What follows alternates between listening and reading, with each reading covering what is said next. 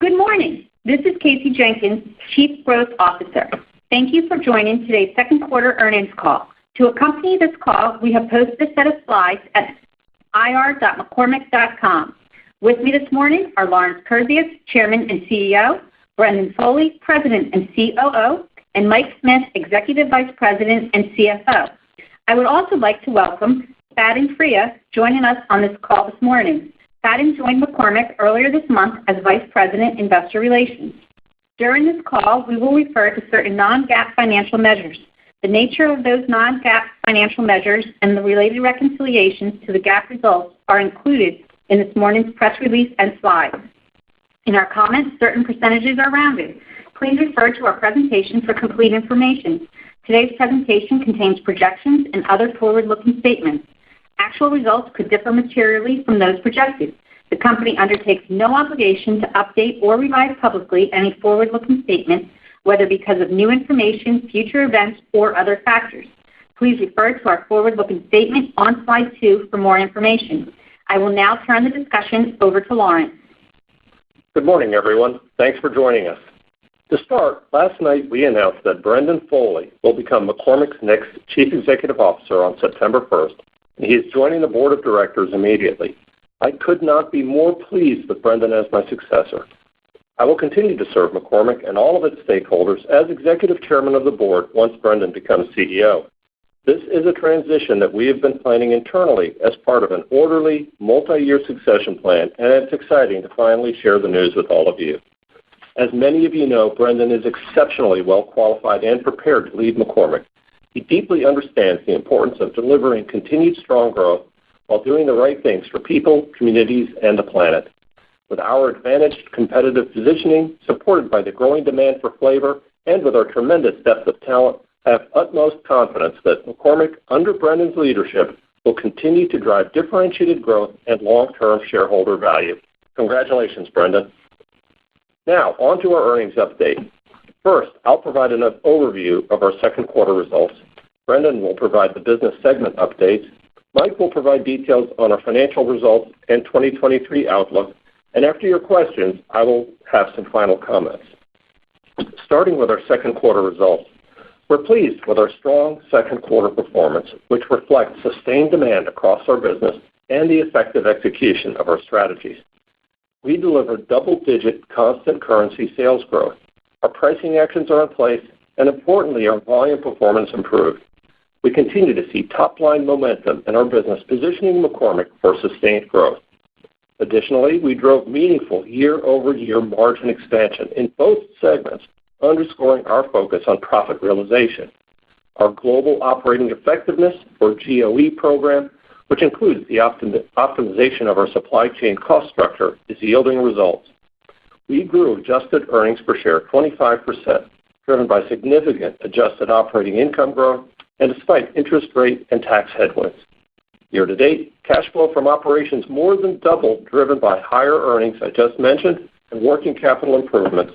Notably, we're reducing inventory levels as planned. Both segments in all regions contributed with strong growth.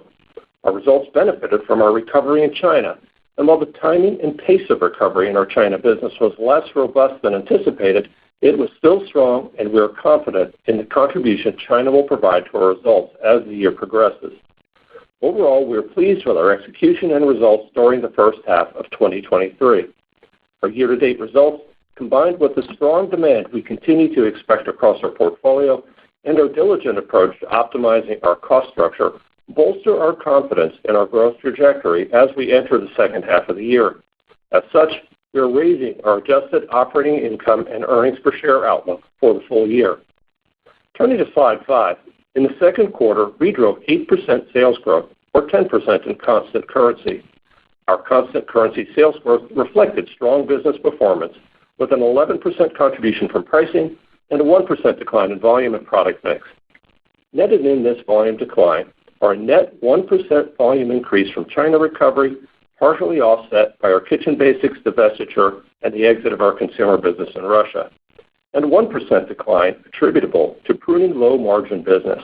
As examples, we exited direct store delivery, DSD, of our bagged Hispanic products in our Americas Consumer segment and a private label food service line in EMEA. From a segment lens, both the Consumer and Flavor Solutions segments delivered strong sales growth in each region. In the Consumer segment, we continued to have strong price realization, and we drove a sequential improvement in volume performance. In Flavor Solutions, our exceptional performance continued with our 9th consecutive quarter of constant currency double-digit sales growth. Our sales performance demonstrates the strength of our broad global portfolio and positions us well for continued top-line growth for the balance of the year. I'd like to share a few highlights about our gross margin performance, which Mike will cover in more detail in a few moments. We drove significant gross margin improvement, reflecting the continued recovery of the cost inflation our pricing lagged last year, cost savings from our CCI and GOE programs, and the impact of strategic decisions we've made to optimize our portfolio with a focus on driving margin improvement as we continue to prune low-margin business. Our gross margin expansion in the quarter was partially offset by higher SG&A as we build back incentive compensation as planned. Our adjusted operating income increased by 35% versus the second quarter of last year, or in constant currency, 36%. This growth drove an adjusted earnings per share increase of 25%, which also reflected higher interest and effective tax rate. We remain confident that we have the right plans in place and are taking the right actions. We are halfway through the year.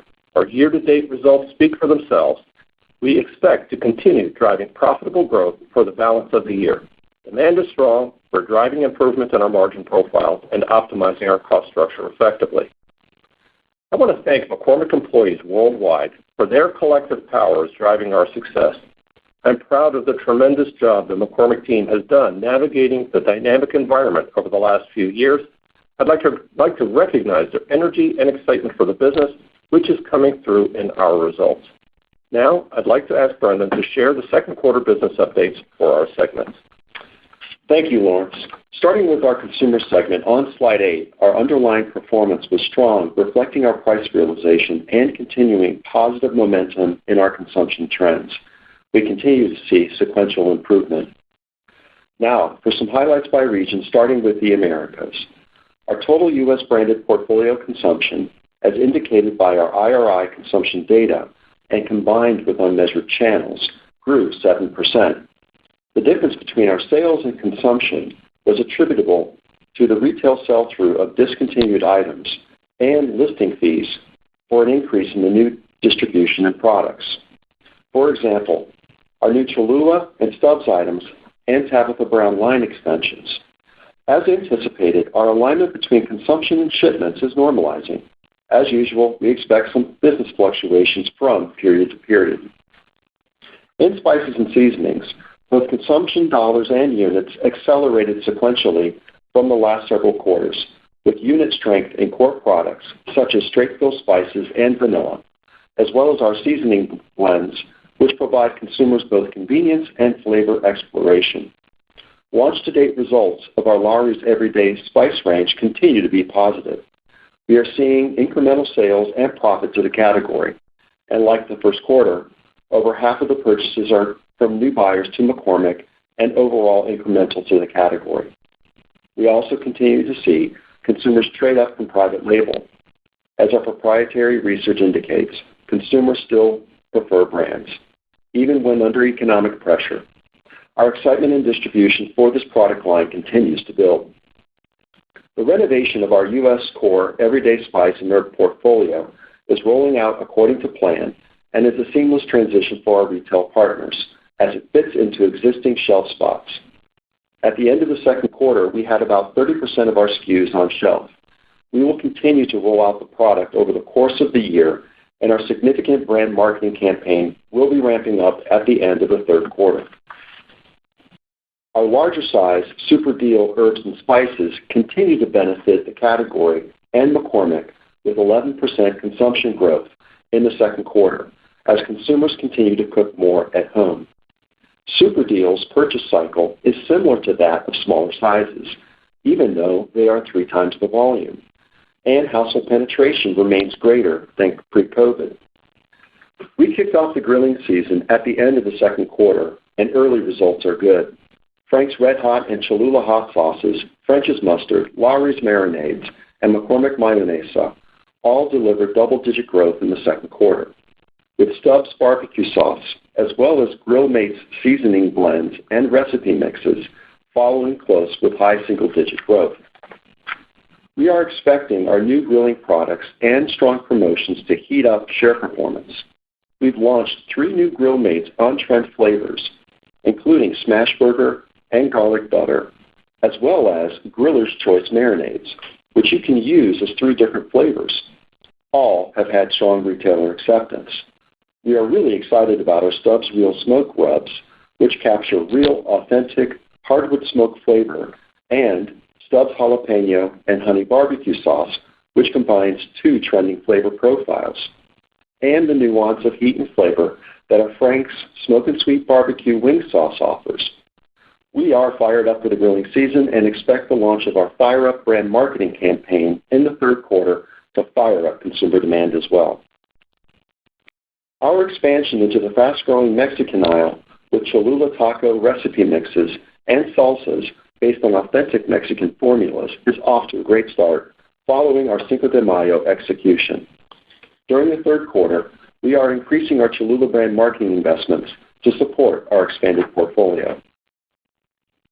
Our third quarter brand marketing will also include increasing our investments for our McCormick Gourmet product line with our Further for Flavor campaign, highlighting our commitment to sustainability from farm to table. With our supply issues of this product line resolved, we are excited to be able to support this premium product offering for the first time in 2 years. And importantly, we enter the second half of the year, it is historically our most significant period. Finally, in the Americas, we continue to drive double-digit consumption growth in e-commerce, led by spices and seasonings. We are realizing high returns on our investments, gaining new customers, and growing with new products, such as our new Frank's Dill Pickle hot sauce on our direct-to-consumer platform, which sold out in less than a week. We will start to expand distribution in stores late this year. In EMEA, our second quarter was our strongest quarterly sales performance in 2 years. Our effective pricing accelerated to contribute double-digit growth, and our volume performance improved sequentially. And in fact, we grew volume in the UK and Eastern Europe. Consumption data continues to indicate the consumer is holding up well in our categories, and our share performance is solid. We are growing herbs, spices, and seasonings share in Eastern Europe and in Italy, and our growth plans in France are also yielding results with improved share performance. We are excited about celebrating the 60th anniversary of our Ducros brand this year. We are scaling up our grilling activation in France and partnering with key retailers to celebrate the brand's anniversary and to spark another reason to celebrate around the grill. In the UK, we have also kicked off the grilling season and are building out our support in the discount channel featuring our Schwartz Grill Mates products. In both France and the UK, we will be increasing our third quarter brand marketing investments to support grilling, as well as new products and to continue to emphasize our value messaging. Across the region, we are making meaningful progress in the fast-growing discount channel, expanding distribution and gaining share. Finally, we are gaining share of the UK hot sauce category. We continue to drive strong Frank's Red Hot performance and are accelerating our Cholula growth, with new distribution and e-commerce multi-packs contributing significantly to our hot sauce growth. Overall, our investments in brand marketing, merchandising, and new products are proving to be effective and are driving growth in EMEA. In the Asia-Pacific region, growth for the quarter reflected lapping the COVID-related disruptions in China. While our business is recovering and our second quarter growth was robust, it was lower than our expectations as the pace of reopening is proving to be more gradual, and consumer spending was pressured by broad-based economic pressures in the region. We remain optimistic for a more normal operating environment emerging as the year progresses and we enter into 2024, driving sustainable growth as we execute on our strategies. Outside of China, new products and brand marketing initiatives drove double-digit growth in other markets, with strength in branded spices and seasonings and Frank's RedHot. Wrapping up the consumer update, we are fueling our growth with the power of our brands and increased innovation and brand marketing. The supply issues we experienced last year are resolved, and we are using our strength in category management to increase distribution and drive McCormick and category growth. Our year-to-date results bolster our confidence that we will continue to drive sales growth as we have in the past, before, during, and after the pandemic. We believe the execution of our growth plans will be a win for consumers, customers, our categories, and McCormick, differentiating us even more and strengthening our leadership in core categories. Now turning to Flavor Solutions on slide 10, we are continuing our outstanding sales growth momentum in this segment. As Lawrence already mentioned, the second quarter was our 9th consecutive quarter with double-digit constant currency sales growth. We have previously shared our commitment to restoring profitability in this segment, and the second quarter is marking an inflection point toward our objective to continuing to build our margin. Our growth was led by pricing actions in all 3 regions. We are priced to cover current year inflation and are continuing to recover the cost inflation our pricing lagged the last 2 years. Recovery in the second quarter was even greater than the first. Now for regional highlights. Our Americas second quarter strong sales growth was led by our flavors product category. Within flavors, seasonings growth was strong, including volume growth related to new products, which is outpacing last year's new product contribution, as well as our strength in our customers' iconic products. We are winning in seasonings with our heat platform. Flavors for performance nutrition beverages and health end market applications also contributed to our strong performance as we continue driving double-digit sales growth. We are winning with new products for existing and new customers. In branded food service, we continue to gain share in hot sauce, mustard, spices, and seasonings, with strength this quarter in Grill Mates and Lawry's. Our grilling portfolio is firing up in branded food service, just like in our consumer segment. Moving to EMEA, we continue to drive broad-based growth across the portfolio, led by higher sales to our quick service restaurant customers in the second quarter. Overall, our price realization accelerated again from last quarter. Notably, we grew sales constant currency 15% in the quarter despite an impact from pruning low-margin business, as Lawrence mentioned earlier, and softness in some of our QSR and packaged food and beverage customers' volume within their own business. And in APZ, we also experienced recovery in China and are encouraged about the return to normal as growth was also driven by strong performance of our quick service restaurant customers' promotions. Outside of China, we delivered double-digit growth with effective price realization as well as solid volume growth driven by demand from QSRs. The strength of our Flavor Solutions portfolio and capabilities, including our differentiated customer engagement and culinary-inspired innovation, are driving our outstanding Flavor Solutions momentum. The power of McCormick and FONA together continues to create exciting growth opportunities in the technically insulated and value-added part of our portfolio, especially with our recent wins in health and nutrition. And in branded food service, we expect new products, increased menu penetration, and culinary partnerships to drive continued growth. Our robust plans and Flavor Solutions bolster our confidence in continuing our growth trajectory and driving our Flavor Solutions leadership. Now, I'd like to turn it over to Mike to provide details on our financial performance.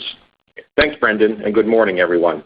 Starting on slide 12, our top-line constant currency sales grew 10% compared to the second quarter of last year, reflecting 11% from pricing, partially offset with a 1% volume and mix decline. As Lawrence already mentioned, there were impacts to volume related to the China recovery, the Kitchen Basics divestiture, the exit of our consumer business in Russia, and strategic decisions we made related to optimizing the profitability of our portfolio. At the total company level, all these impacts netted out. In our consumer segment, constant currency sales increased 7%, reflecting a 9% increase from pricing actions, partially offset by a 2% volume decline.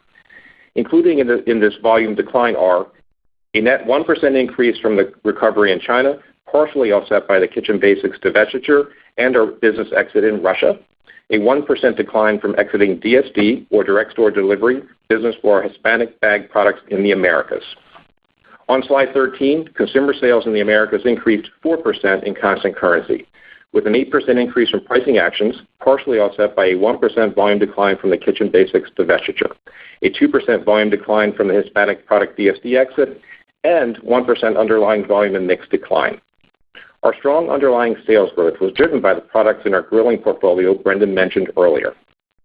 In EMEA, constant currency consumer sales increased 9%, with a 12% increase from pricing actions, partially offset by a 2% volume decline from exiting Russia and a 1% underlying volume and mix decline. Excluding Russia, sales growth was broad-based across all categories and markets. Constant currency consumer sales in the Asia-Pacific region increased 28%, driven by a 20% volume increase from China recovery and a 6% increase from pricing actions across the entire region, as well as 2% increase in all other volume and product mix. Turning to our Flavor Solutions segment and slide 16, we grew second quarter constant currency sales 13%, reflecting a 14% increase from pricing actions, partially offset by a 1% volume decline. Included in this volume decline are a net 1% increase from the recovery in China, offset by a 1% decline from discontinuing a private label food service product line in EMEA. In the Americas, Flavor Solutions constant currency sales rose 11%. Pricing actions contributed to higher sales across the customer base. Volume and product mix declined in the quarter as strong volume growth in seasonings was more than fully offset by the impact of pruning of low-margin business. In EMEA, constant currency sales increased 15%, with pricing actions partially offset by lower volume and product mix, including a 2% impact from discontinuing the private label product line I mentioned earlier. EMEA's Flavor Solutions' outstanding growth was driven by pricing and was broad-based across its portfolio, led by higher sales to QSR customers. Volume and mix, outside of the product discontinuation, declined due to softness in some of our customers' volume within their own businesses, mainly packaged food and beverage customers, as well as QSRs. In the Asia-Pacific region, Flavor Solutions sales grew 22% in constant currency, with a 13% volume benefit in China due to lapping the prior year COVID-related disruption, an 8% increase from pricing actions, and a 1% increase in all other volume and mix driven by Australia. As seen on slide 20, gross profit margin expanded 310 basis points in the second quarter versus the year-ago period, reflecting our unwavering focus on increasing profit realization. Favorable drivers in the quarter were our CCI and GOE programs, the continued recovery of the cost inflation our pricing lagged over the last 2 years as we planned, and favorable product mix in both segments. We offset current year inflation in the second quarter with our pricing. Notably, in Flavor Solutions, while we continue to incur some level of higher cost to meet high demand in certain parts of our business, we continue to make progress on reducing the level of these costs. And as we expected, the second quarter's dual running costs we experienced in the UK were comparable to last year. We are very pleased with our gross margin expansion for the quarter and expect to continue to drive margin improvement in the balance of the year. Now moving to slide 21. Selling, general, and administrative expenses, or SG&A, increased relative to the second quarter of last year, as higher employee incentive compensation expenses and distribution costs were partially offset by CCI-led and GOE savings. Brand marketing increased compared to the second quarter of last year, and we are expecting an even more significant year-over-year increase in the third quarter. As a percentage of net sales, SG&A increased 20 basis points. Strong sales growth and gross margin expansion, partially offset by higher SG&A costs, resulted in a constant currency increase in adjusted operating income of 36% compared to the second quarter of 2022. In constant currency, the consumer segment's adjusted operating income increased 24%, and the Flavor Solutions segment grew 66%. Turning to interest expense and income taxes on slide 22, our interest expense increased significantly over the second quarter of 2022, driven by the higher interest rate environment. Our second quarter adjusted effective tax rate was 22.3%, compared to 18.6% in the year-ago period. Both periods were favorably impacted by discrete tax items, with a more significant impact last year. At the bottom line, as shown on slide 23, second quarter 2023 adjusted earnings per share was 60 cents, as compared to 48 cents for the year-ago period. The increase was driven by higher adjusted operating income, partially offset by higher interest expense and a higher effective tax rate. On slide 24, we've summarized highlights for cash flow and the quarter-end balance sheet. Our cash flow from operations year-to-date was strong, $394 million in 2023 compared to $154 million for the first half of 2022. The increase was primarily driven by higher net income and working capital improvements, including lower inventory as well as lower incentive compensation payments.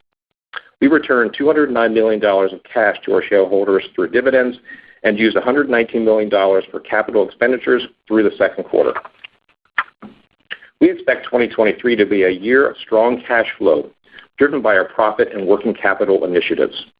Our priority is to continue to have a balanced use of cash, funding investments to drive growth, returning a significant portion to our shareholders through dividends, and paying down debt. We remain committed to a strong investment-grade rating, and we have a history of strong cash generation and profit realization. Now turning to our updated 2023 financial outlook on slide 25. Our 2023 outlook reflects our continued positive top-line growth momentum and, with the optimization of our cost structure, increased profit realization. We expect to drive margin expansion with strong sales and adjusted operating income growth that reflects the health of our underlying business performance, as well as the net favorable impact from several discrete drivers. We expect our adjusted operating profit growth will be partially offset below operating profit by higher interest expense and a higher projected effective tax rate. We also expect there will be a minimal impact from currency rates, although there will be a timing aspect as we realize an unfavorable impact in the first half of the year and project a favorable impact in the second half.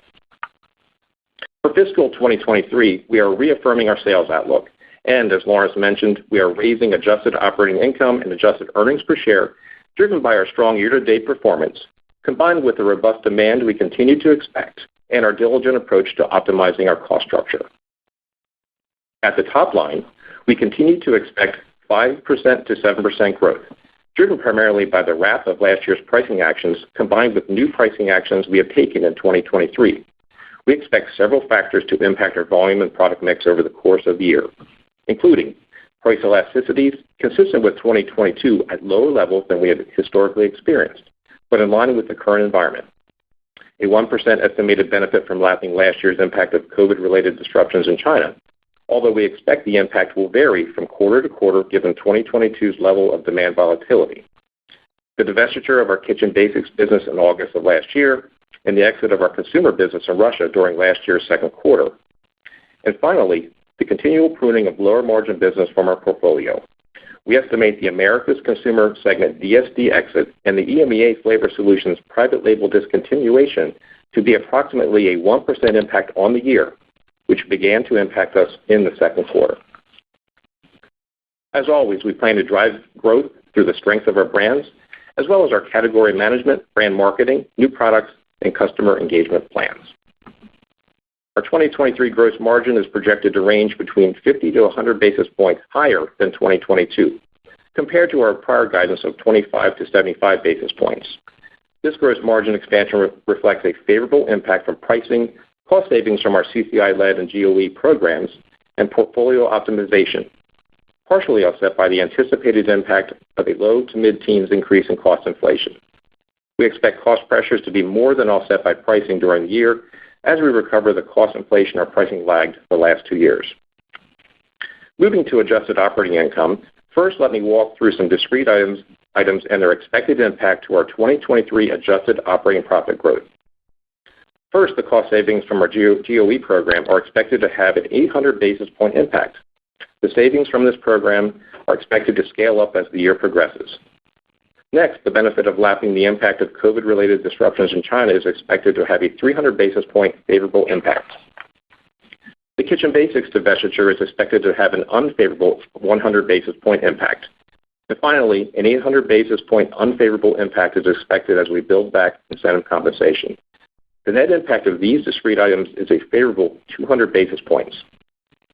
This favorable impact, combined with expected 8% to 10% underlying business growth, which is driven by our improved operating momentum, results in our adjusted operating income projection of 10% to 12%, compared to our previous guidance of 9% to 11%. In addition to the adjusted gross margin impacts I just mentioned, this projection also includes a low single-digit increase in brand marketing investments and our CCI-led cost savings target of approximately $85 million. We continue to anticipate a meaningful step-up in interest expense driven by the higher interest rate environment, which will impact our floating debt. We estimate that our interest expense will range from $200 to $210 million in 2023, spread evenly throughout the year. As a reminder, in 2022, we realized an $18 million favorable impact from optimizing our debt portfolio, which we will lap in the third quarter of 2023. The net impact of these interest-related items is expected to be an approximately 800 basis point headwind to our 2023 adjusted earnings per share growth. Our 2023 adjusted effective income tax rate is projected to be approximately 22%, based upon our estimated mix of earnings by geography, as well as factoring in a level of discrete impacts. Versus our 2022 adjusted effective tax rate, we expect this outlook to be a 100 basis point headwind to our 2023 earnings growth. To summarize, our 2023 adjusted earnings per share expectations reflect strong underlying business growth of 10% to 12% and a 2% net favorable impact from the discrete items I just mentioned impacting profit: the GOE program, the China recovery, the Kitchen Basics divestiture, and the employee benefit cost rebuild, partially offset by the combined interest and tax headwind of 9%. This results in an expected increase of 3% to 5%, or a projected guidance range for adjusted earnings per share in 2023 of $2.60 to $2.65. Before turning it back to Brendan, I would like to recap the key takeaways as seen on slide 27. Our second quarter sales growth reflects sustained demand across our business and the effective execution of our strategies. Our pricing actions are in place, and our volume performance improved. We drove meaningful year-over-year margin expansion in both segments, underscoring our focus on profit realization. Our cost savings programs are yielding results in line with our expectations. Our year-to-date results, combined with continued robust demand expectations and our actions to optimize our cost structure, bolster our confidence in delivering the strong operating performance projected in our enhanced 2023 outlook. Thank you, Mike. Before we turn it over to Q&A, I would like to provide some additional comments. First, I would like to say I am truly honored and excited about the opportunity to lead this great company with its rich and very promising future. Global demand for flavor remains the foundation of our sales growth, and we have intentionally focused on great, fast-growing categories. Our alignment with long-term consumer trends, healthy and flavorful cooking, increased digital engagement, trusted brands, and purpose-minded practices continues to create a tailwind for growth. McCormick is uniquely positioned to capitalize on this demand for great flavor. With the breadth and reach of our strong global flavor portfolio, we are delivering flavor experiences for every meal occasion. We are the global leader in flavor from end to end for our consumers and our customers. As we look ahead to the back half of the year, we will continue to focus on capitalizing on strong demand, optimizing our cost structure, and positioning McCormick to deliver sustainable growth and long-term shareholder value. We have compelling growth plans in place, including building momentum with our new products and heat platform, and are delivering on our commitment to increasing our profit realization. We are confident with successful execution of our plans and concrete actions, we will realize the profitable growth reflected in our updated 2023 financial outlook. The strength of our business model, the value of our products and capabilities, and execution of our proven strategies further bolsters our confidence in our growth trajectory in both segments, particularly as the environment begins to normalize. Remaining relentless with our focus on growth, performance, and people, combined with the compounding impact of our continued growth investments and alignment with consumer trends, underscores McCormick's position to deliver long-term differentiated growth. Our fundamentals remain strong, and we expect to continue to not only deliver strong sales growth, but also drive total shareholder return at an industry-leading pace. Importantly, I'd like to personally thank Lawrence for his mentorship and continued service to McCormick.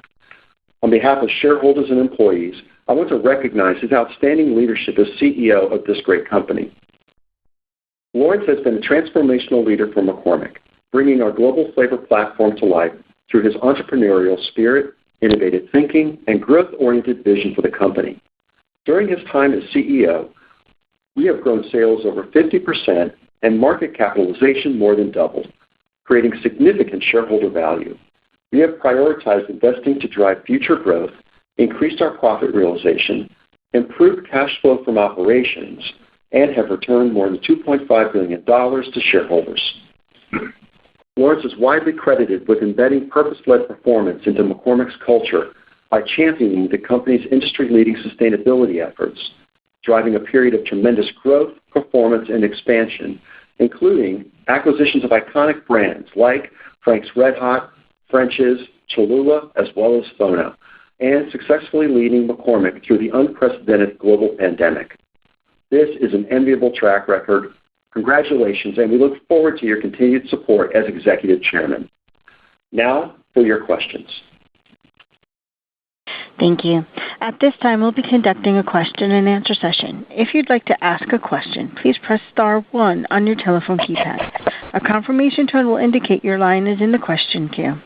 You may press star 2 if you'd like to remove your question from the queue. For participants using speaker equipment, it may be necessary to pick up your handset before pressing the star keys. Our first question comes from the line of Andrew Lazar with Barclays. Please proceed with your question. Great. Thanks very much.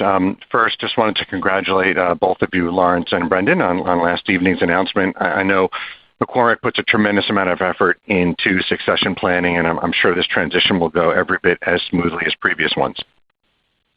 Well, thank you, Andrew. That's very kind of you to say that. And Andrew, thank you very much for that as well. You know, I'm glad you mentioned that McCormick does this very well. McCormick pride ourselves on leadership development and succession planning, and the board and I have been very thoughtful and deliberate in the multi-year process to get us to this point. Over the last few years, I've had a chance to partner with Brendan on many of our key initiatives, and his disciplined approach to delivering growth, believing that with the qualities you've come to expect from McCormick make him an ideal CEO for this company going forward. With his appointment to president last year, we were signaling this, and we have given all of you on this call and off this call an opportunity to get to know Brendan and see his qualities firsthand. Good stuff. I've got just two questions. First one would be McCormick essentially, flowed through the second quarter EPS upside to the full year, but also did not flow through any of the more significant upside in 1Q to the year. So I'm trying to get a sense whether this is simply some conservatism or, is there something in the back half of the year that's changed that requires either the need for more marketing or it's really just McCormick being sort of opportunistic on the increased marketing in 3Q? Well, I'll say that, first of all, we are confident in our outlook for the back half of the year. There's a lot that's exciting within the business. We're pleased with our execution so far this year. The biggest part of the year still is in front of us. Third and fourth quarter are our two largest quarters of the year. And so while we're optimistic, we also want to be prudent about what is still in front of us. There's some puts and takes in the business overall. Our recovery in China has been a bit slower than we expected, and we have factored that into our guidance. Whereas for the most part, everything else is moving in the right direction, and we're quite positive. So we're not trying to signal anything. We did want to reflect the fact that we have had strong performance year to date in the increase in our guidance, and to reflecting that strong performance. But we also didn't want to get over the tips of our skis. And then second, as we think about the back half of the year and McCormick starting to lap some of the pricing, would your expectation still be that volume would turn positive? And if so, what would be the key drivers that give you the sort of the visibility to that?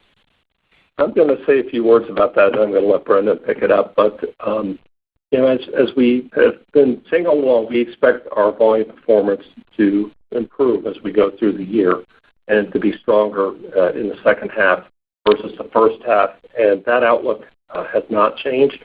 Given that we have slightly softer volumes in China in our outlook, we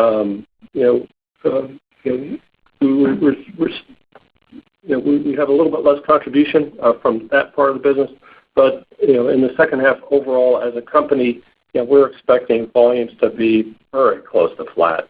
Call it plus or minus 1%, and maybe we're talking about numbers that are really not meaningful and well within the range of forecast there. Just to build on that from a regional perspective, Andrew, in the Americas, yes, we're performing pretty much as planned. I do think you have to look at sort of volume and price together when we take a look at the profile, but we're showing sequential improvement across the portfolio, and that's been fairly consistent sort of month to month and quarter to quarter so far. And we also need to recognize that in the second quarter, our result it does include kind of the exit of this DSD business, which when you take that out, I think it kind of underscores Lawrence's kind of broader view of what we think is going to kind of unfold in the back half. But it is broadly an improvement versus the first. China, we think we're going to have a strong recovery. Also, we're pretty confident in that, although it's a little bit less than it's kind of a more gradual recovery than what we initially had planned for. So that's probably a little bit different than what we had been thinking about previously, but nevertheless, it is still a strong recovery. And I would say in EMEA, we're pretty pleased with the performance on volume. I mean, when you factor out the elements of Russia exit or overall, the underlying volume and mix, when you exclude that, was really actually pretty nice. So we're pleased to see that we have some volume growth despite those things in the EMEA region. On to the whole idea of this, just to provide more color on this DSD exit, I would say that this is a business that we've been trying to kind of improve over time, and what we see from it is that this is the DSD portion that we deliver to store. We also have a warehouse and distribution delivery that we would handle, that was a business that just simply wasn't profitable, and we decided we need to exit. But it was a meaningful chunk, I think, out of the second quarter, about 2 points. So, as we transition away from that business, it'll probably be an impact for the rest of the year, but something that we have planned for. Thanks so much, and congratulations again. Thanks, Andrew. Thank you. Our next question comes from the line of Ken Goldman with J.P. Morgan. Please proceed with your question. Hi, thank you, and please accept my sincere congratulations as well, Lawrence, Brendan, and Casey too. Everyone's moving up in the world. It's great to see. I think I'm contractually obligated after yesterday to ask how you're feeling about, I guess, your customers' inventory levels in general, and if you're sensing, maybe any risk of a retail safety stock deload or anything similar as your supply chain, continues to normalize and get back to where it was. Brendan, why don't you take that one? Ken, thanks for the question. We're not experiencing anything unusual or significant in trade inventory destocking. Honestly, there's really not much drama in the quarter for us on this. The difference between our sales and consumption was more attributable to just the retail sell-through of the discontinued items. So, the point I just made regarding DSD is an example of that. But also, we have higher listing fees this quarter, just due to the fact that we're launching more new products. And so I think you see that in a lot of our dialogue in terms of Cholula or Grill Mates items for grilling or the Tabitha Brown line. So we definitely had that. But as we anticipated, our alignment between consumption and shipment is normalizing. There's not really anything unusual going on in this quarter. And I'll underscore that our service levels have been pretty solid for quite a while now. So retailers have had plenty of time to adjust their stock levels and so on. So this actually seems like something that over the past year and a half has already occurred for us. Got it. Thank you. And then just as a quick follow-up, I wanted to ask a little bit about the commentary about Europe and in the consumer side. Maybe some of the softness you're seeing with the Flavor Solutions side. And just, how you're seeing that progress as we go into the current quarter. Is it still worsening? Just trying to get a sense for how some of your, larger customers, whether it be food, beverage, or QSR, are performing as the year progresses. Yeah, Ken, on the Flavor Solutions side of our business in EMEA, it's been softer than what we would have expected, I think, mostly because we're just seeing a slowing of consumer demand from our customers. And that would be both sort of food and beverage, but I would say it's most coming through the quick serve restaurant customer channel. And that we think it's really more of a reflection of what we see happening and what's being reported, I think, in terms of overall inflationary impact in EMEA, specifically Europe. But definitely, as we kind of noted in the remarks leading into the call here, that is something that is probably more affecting our overall volume rate in the EMEA region. I think, too, just to add a little color on the volume there, about a third of that decrease in volume is due to the exit of that private label food service line. So, again, another portfolio optimization. Yeah, and that exit was actually contemplated in our plans from the beginning of the year. Maybe for customer relations reasons, we couldn't be specific about that, but that is not a surprise to us. Great. Thanks so much. Thank you. Our next question comes from the line of Peter Galbo with Bank of America. Please proceed with your question. Hey, guys. Good morning, and congratulations again to Brendan and to Lawrence. Thank you. Thanks, Peter. Guys, thank you for the commentary, I guess, on the exit of DSD. I think it's helpful, particularly in the context of some questions we've been getting this morning around the consumer business. So appreciate that. I guess maybe what I wanted to pick up on in America's consumer specifically is some of your comments around grilling. You do obviously have pretty easy compares from last year, just given where kind of protein prices were. So curious just kind of what you saw coming out of, Memorial Day, what you're expecting over the course of the summer. Obviously, you have some specific things that you're working on, but anything, you can help with us there.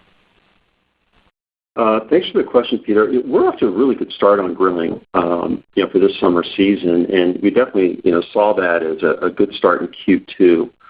A lot of it's really driven by just, if you think about, we have a solid innovation plan, I think, for the grilling season. We're launching some new grilling items.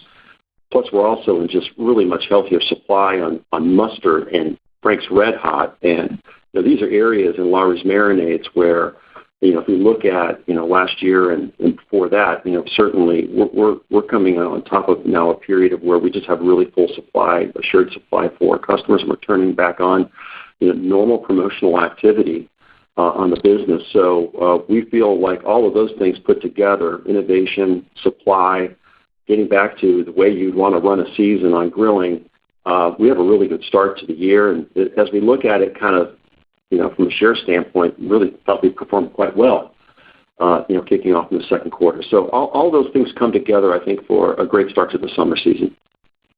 Great. No, that's helpful. And maybe just a question for Mike around kind of the gross margin guidance, just, where you've covered in the first half of the year, kind of what it implies about the back half. Maybe there's some conservatism in there, but I did notice you kind of didn't change the inflation guide. Maybe just help us kind of think about that over the balance of the year. Yeah, for the year, Peter, we did raise our guidance on gross margin from 25 to 75 basis points to 50 to 100. So we reflected, some of the increased pricing realization we talked about on the call. We're really doing well in our GOE program, realizing those savings and those ramp up in the second half. The thing about the second quarter, that 300 basis point improvement. Second quarter last year was our worst performance of the year. You'll see improvements in the back half in basis points versus last year, but they won't be as big as the 300 we had in the second quarter. Right. Got it. Mike, maybe. Sorry, go ahead. Sorry. Go ahead. Finish this line of thought. Sure. Yeah, Mike, maybe though, understanding maybe not the same magnitude of year-over-year change, but sequentially, margins tend to still improve in the back half of the year. So just curious kind of how you're thinking about that. I mean, based on the mix of our business, generally the back half does have higher margins, especially the fourth quarter. Our implied guidance has a high of almost 90 basis points improvement, low is 0, so you're getting a little bit of a squeeze factor there. But if you continue to have success, and again, you'll see that ramp up in the second half. China is going to have a really strong recovery in Q4. That's a positive for us. They have scale over there and good margins. I mean, we're quite optimistic with continued gross margin improvement and operating profit margin improvement as we go through the year and going forward. I think as Lawrence said, everything's moving in the right direction. Got it. No. Peter, I'm not sure that I know that you've got some interest in the Mojave DSD exit, so I just want to spend a second with you and elaborate on that. This is a range of very, there are a lot of units, but they're very low value. We're talking, these are cello bag spices and dried peppers in cello bags that largely moves through unscanned channels. And we've had a DSD business in that we've banged our head against for a long time, and we've chosen as part of optimizing our portfolio, improving the profit performance to exit that part of the business. We still sell those same brands through the warehouse to major customers, where because of the difference in the distribution channel, the margins are attractive and the business is worth staying in. But the DSD portion of it was just not a moneymaker. It's a lot of units, but not a lot of value. Got it. Very helpful. Thank you, guys. Thank you. Our next question comes from the line of Alexia Howard with Bernstein. Please proceed with your question. Good morning, everyone, and congratulations all round. Thank you so much for everything to all of you. Okay, first question.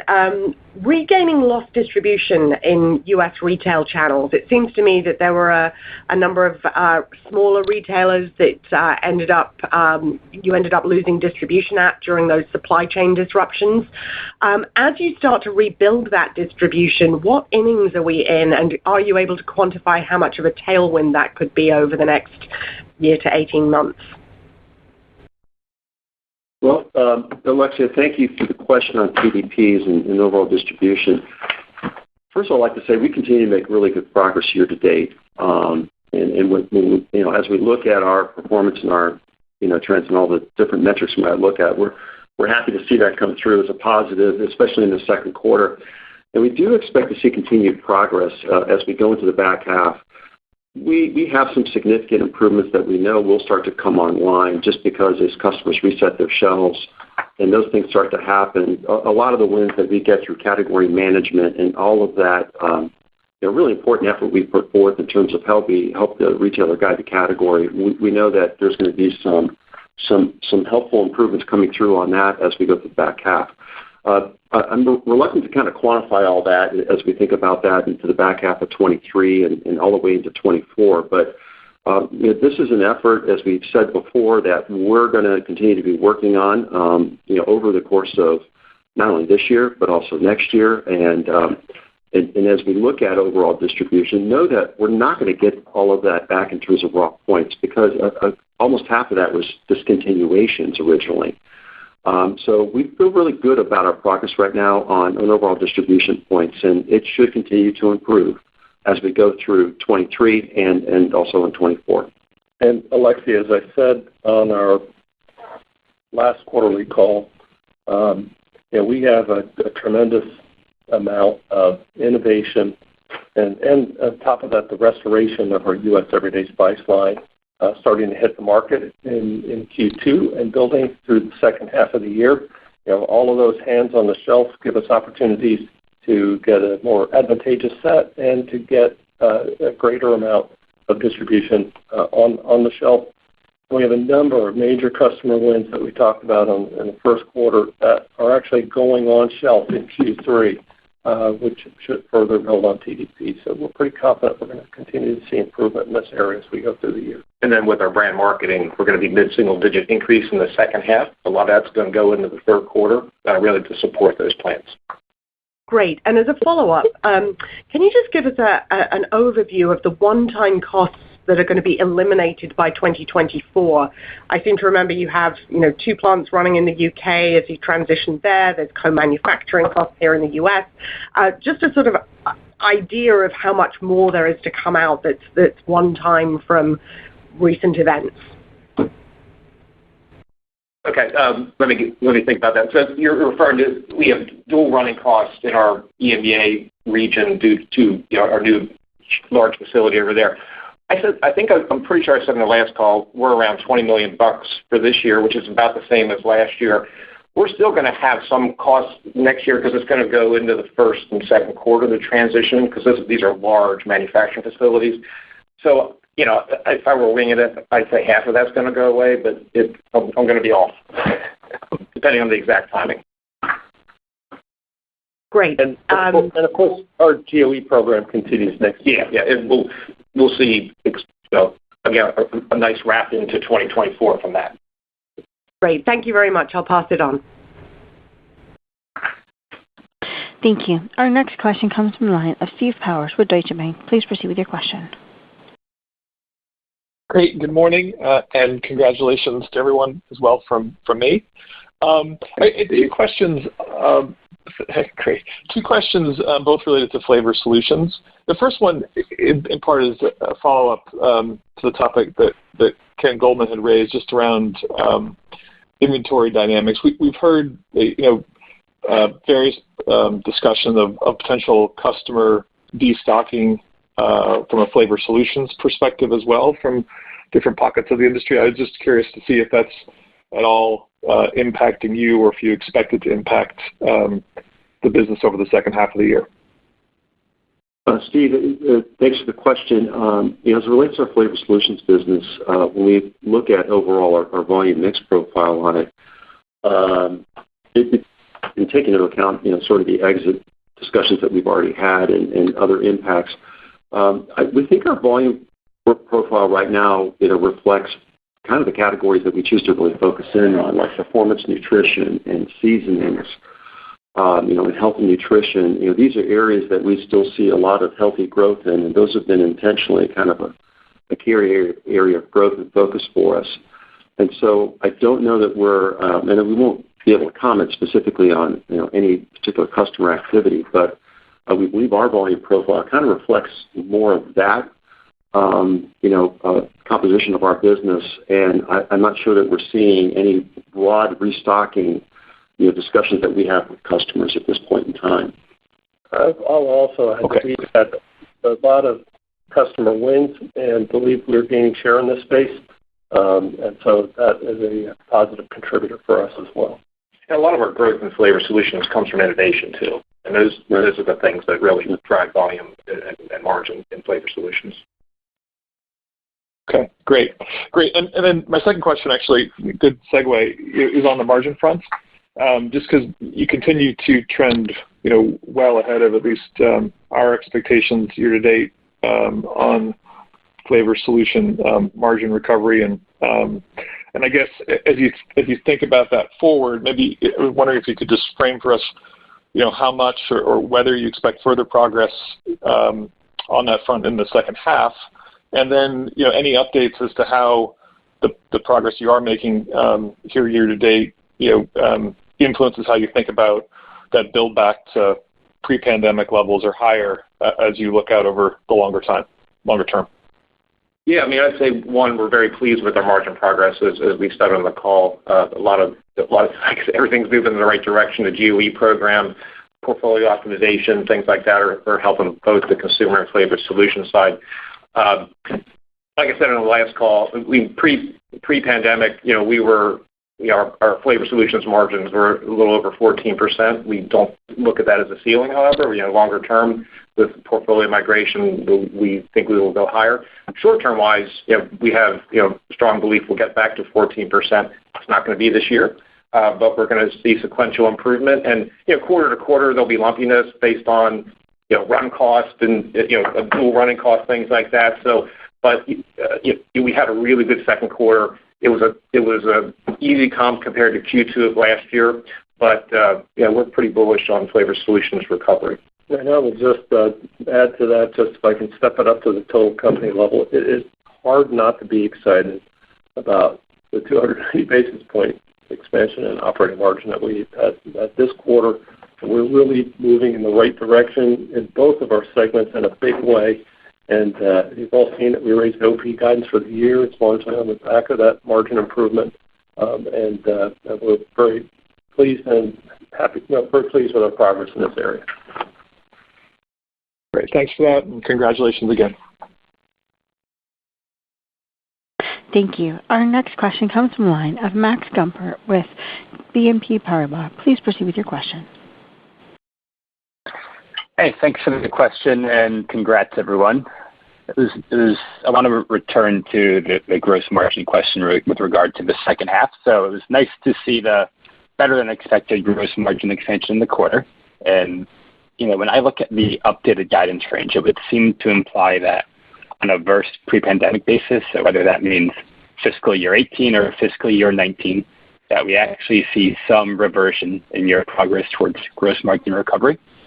I'm trying to tie what's implied by that guidance range versus what we're hearing in terms of cost savings ramping up, pricing catching up to inflation, supply chain improving, all of which I would have thought could lead to gross margins continuing to move closer to pre-pandemic levels as we go through the year. And I do recognize, 3Q and 4Q are big quarters for you, and there's probably some prudence embedded in this outlook, but just wanted to get some clarity on that point. Thank you.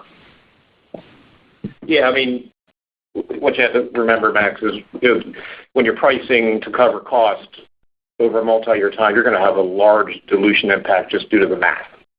And we said before, that has been a large headwind last year. So I think we quantified in the 200 to 300 basis point range of the margin line. We haven't talked about it much this year, but we're still having some of that. We will get that back over time, as we said, through our CCI programs, more normal cost inflation in the future. It's hard to compare to 4 years ago gross margin at this point, but a lot of that is dilution. But we see an upward trajectory as we see in the second quarter. That's the important thing.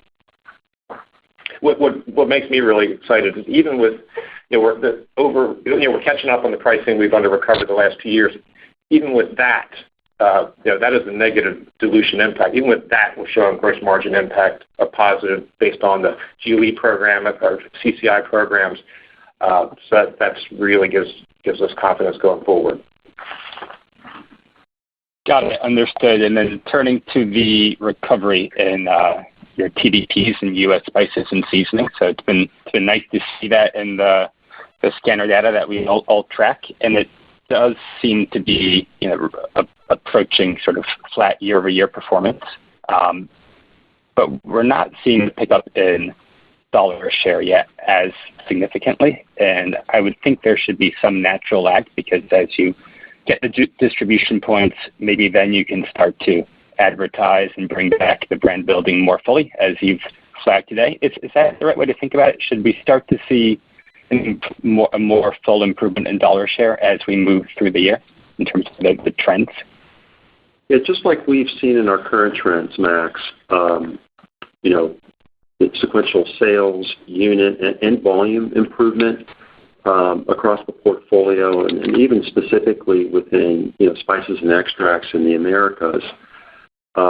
We do think that reflects kind of those long-term tailwinds of our categories, but also our growth plans. So we continue to invest in brand marketing, really focused category management and innovation, and that allows us to kind of focus on those volumes and that sustainable growth, and also get that compounding effect of those investments. So yes, I do expect that profile to improve as we go through the back half.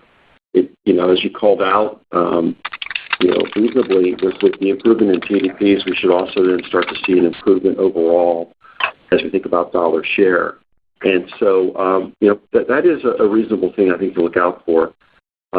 What is driving our performance right now, and we think will as we continue moving forward, is increased distribution, brand marketing, category management, innovation, and we also see a similar trend on this in Europe.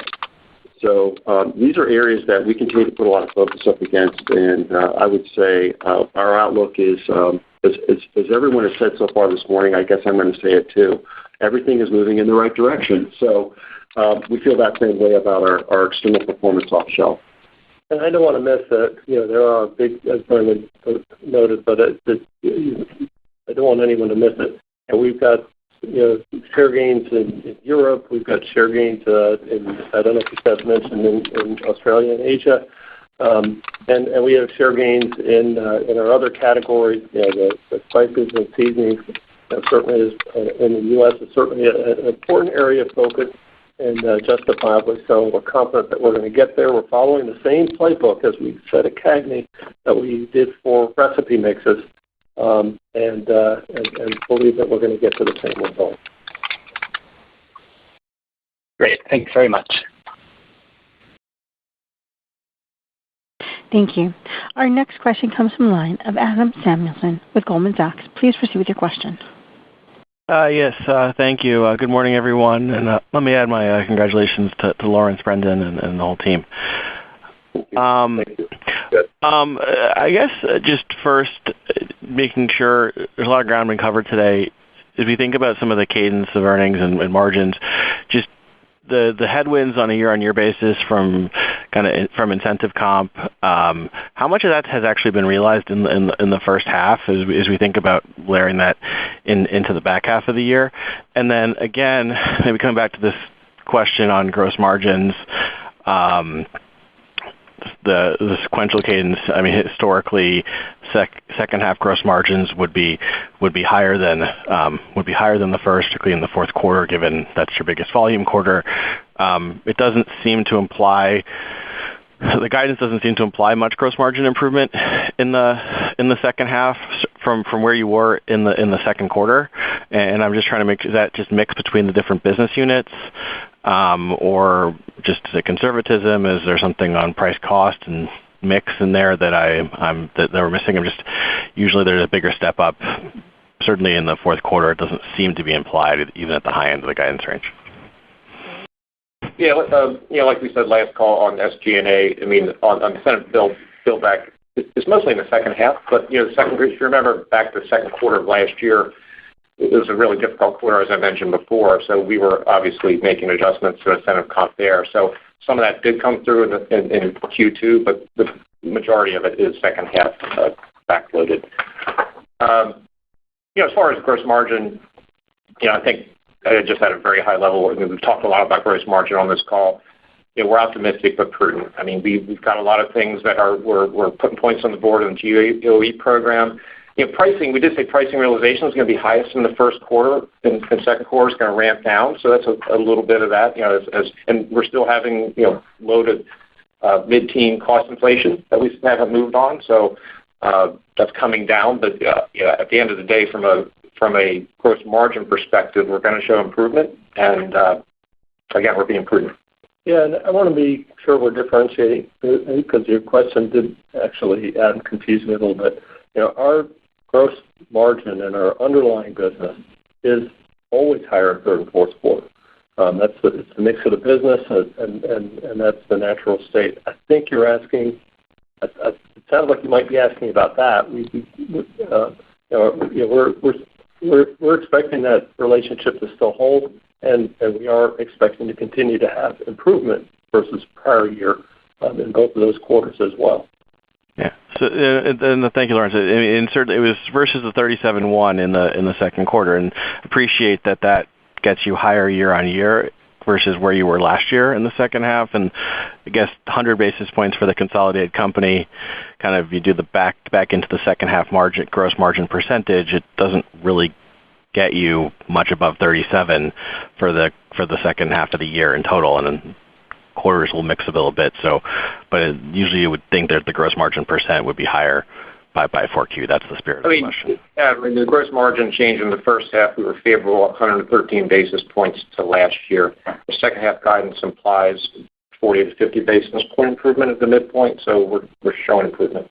Remember that second quarter last year, we had a really positive 300 some basis points increase in Q2, so that's a bit of why it's over 100 basis points. in the first half. But 50 basis point improvement, we're happy with that. Okay, I'll leave it there and pass on. Thank you. Implied, yeah. Good. Great, thanks. Thank you. Our next question comes from the line of Matt Smith with Stifel. Please proceed with your question. Hi, good morning. Congratulations. I wanted to ask a follow-up question on the consumer business in the Americas, or more specifically in the U.S. We've seen elasticities improve in recent periods in measured channel data, and now you're ramping up new product activity and marketing along with what sounds like some positive distribution tailwinds. So how should we think about elasticity in the second half with consideration to the commentary in your outlook talking about elasticities overall in line with the prior year, which are a little softer than the trends we're currently seeing in the U.S.? I think, first of all, it's important to call out that our base case has been for the consumer to be under pressure in 2023, and we expect that to kind of continue. I mean, although broadly speaking, the consumer has held up better than expected, yet there is still pressure out there. Having said that, though, as we look at our own price elasticities and performance off shelf, it remains pretty consistent with what we saw in the first quarter and in the fourth quarter most recently. And so we're not seeing a big deviation from where we've been. And in fact, I would say, we had a retail price increase come through in early April, and we still see very consistent trends with regard to price elasticity. We don't see any examples right now of it yet or planning to getting worse, but then also I'm not sure that we're indicating so far that it's getting measurably better. But these are consistent trends that we're planning on for the rest of the year because we are still on our base case of a pressured consumer. I would say, though, that there's been good, solid, sustained demand from the consumer. And as you take that with the, I think, really robust and compelling growth plans that we've got in the second half, we've got good reason to believe that we're going to continue to see volume improvement in our U.S. business specifically as we go through the year. Okay, thank you for that. And if I could ask one more and a follow-up on the recovery you're seeing in China. It contributed to growth in the quarter, but you've talked about how it lagged your expectations and is progressing more slowly. But could you talk about the momentum in the business exiting the quarter? Did you see sequential improvement through the quarter? And how does the current consumer environment compare to year-ago levels, which were more normal in the second quarter? Well, I think in terms of did we see any sequential improvement or any sequential changes as we went through the quarter? No. I would say that largely as we observed kind of the performance of the quarter in China, the one thing that was obvious is they're dealing with higher unemployment, and consumer spending isn't as robust as maybe many and all of us were planning on, yet still being a strong rebound. But we weren't seeing any sort of different performance throughout the quarter. I would say it was pretty much consistent, and our view, once we saw the quarter open up, it sort of held that way throughout the end of the second quarter. I think your question, though, in the back half of your question, maybe you meant sort of how we're thinking about the third quarter. And recall last year, though, that was a big rebound period and recovery within China in the third quarter. So we don't expect that same level of recovery in the third quarter this year, just because we're comparing up against that. But we expect those same trends to kind of flow through into the third quarter. And then again, when we get to the fourth, it's going to be different yet again. So we're going to be comparing against a very challenging period with respect to COVID lockdowns, et cetera. And so that is likely to feel more like the second quarter. Yeah, so maybe in summary, Q3 is a tough comparison on China because of the strong recovery last year. Q4 is an easier comparison because they were locked down in the fourth quarter last year. And we just actually had our China management team here in the office a couple of days ago, and we spent quite a lot of time with them talking about the roller coaster ride that they have been on as the economy reopens, locks down, reopens, locks down, and reopens. And that creates a lot of noise in the year-to-year comparison. We all had questions about how robust the recovery in China was going to be. It's really strong. I don't want anyone on the call to think otherwise. our question all along has been, is the recovery going to, is the performance going to start, is the growth going to start with a 2, a 3, or a 4? Right now it looks like a 3, not a 4. So we have actually tempered our, not just captured it in our results today, but we've also tempered our outlook a little bit for China. That is considered in our guidance on sales. Okay, thank you for that. I'll leave it there and pass it on. Thank you. Ladies and gentlemen, our final question comes from the line of Robert Moskow with TD Cowen. Please proceed with your question. Hi, thank you for getting me in, and Lawrence and Brendan, congratulations to both of you, especially you, Lawrence. It's really been a pleasure working with you all these years. Thank you so much, Robin, and welcome back, by the way. Congratulations to you. Congratulations to you. Yeah, well, I'm a little jealous of you, so, but I got to be honest. But I wanted to follow up on Brendan, what you said about what your consumer research says about preferences for brands versus private label. I think you said the consumers prefer brands. The market share data shows that private label is growing and has been growing, every year for the last couple of years, I think. And I want to know if your data is showing the same thing in terms of market share, and how do you reconcile those two things together in the U.S.? Well, I think we have to acknowledge that there has been some trade down to private label, especially more recently, and but also it is moderated, especially I think in our own categories as we see more pricing, on shelf coming from private label. Those gaps narrow, and so therefore, sort of the unit growth and trends sort of decelerate, and we're seeing our own unit trends, show sequential improvement. But going back to sort of the idea of research and what consumers are telling us and what we keep finding, and it keeps getting reinforced with consumer feedback, is they're looking for value, not necessarily the cheapest pack or smaller items. Mm-hmm. And we do see consistently consumers do prefer brands. And a lot of what we've been trying to do when we think about just the mix between private label and brand, recall, we're also in the private label business with our customers, so we see a role for private label in our categories.